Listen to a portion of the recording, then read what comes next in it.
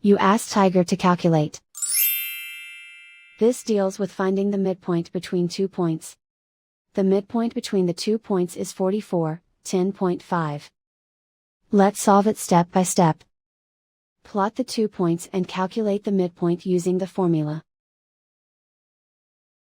The coordinates of point 1 are, x1 equals 77, y1 equals 15.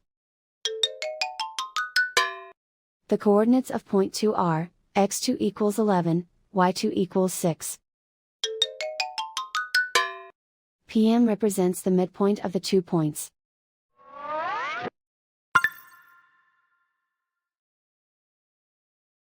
Use the x values in the midpoint formula to find the midpoints x. x1 equals 77. x2 equals 11. Simplify the arithmetic.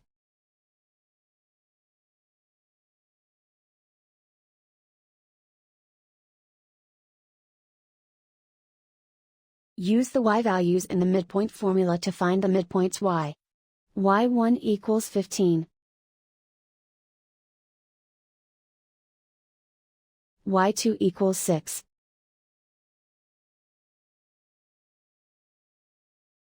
Simplify the arithmetic.